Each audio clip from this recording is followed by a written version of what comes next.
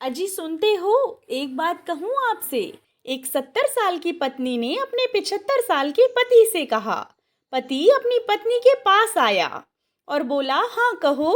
पत्नी भावुक होकर बोली, आपको याद है आपने हमारी शादी से ठीक पहले अपनी माँ को छुपकर एक खत लिखा था, जिसमें आपने अपने गुस्से का इजहार करते हुए लिखा था कि आप मुझसे शादी नहीं करना चाहते क्योंकि आपको मेरा चेहरा पसंद नहीं था।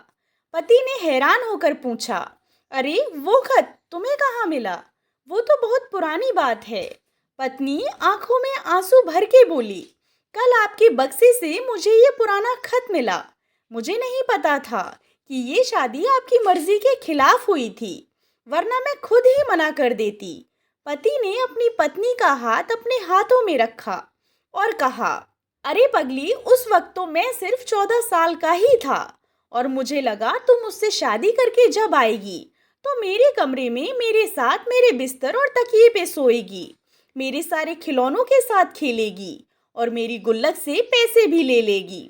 लेकिन उस वक्त मैं ये कहाँ जानता था कि तू मेरी जिंदगी में आकर मेरी जिंदगी को एक कमरे से बाहर एक घर तक ले जाएगी।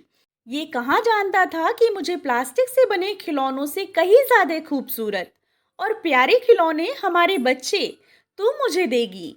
ये कहाँ जानता था कि मेरी चिल्लर से भरी गुल्लक के मुकाबले तू मुझे प्यार की बेशकीमती दौलत देगी। अब बोल, अब भी कुछ पूछना बाकी है? पत्नी ने तसल्ली के साथ कहा, भगवान का शुक्र है, मैं तो यही समझ रही थी कि तुम्हें उस पड़ोस वाली से प्रेम था। पति ने हंसते हुए कहा, अजी रहने दो, कहाँ वो और कहाँ मेरी पत्नी।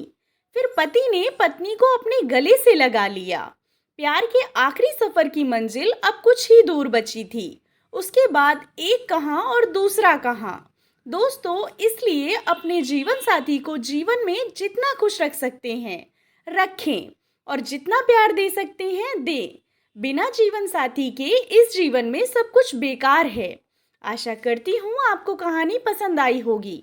कहानी पसंद आई हो तो चैनल को सब्सक्राइब करें और कहानी को लाइक एंड शेयर करें। कहानी के बारे में कमेंट कर अपनी राय ज़रूर दें। कहानी सुनने के लिए आप लोगों का बहुत बहुत धन्यवाद।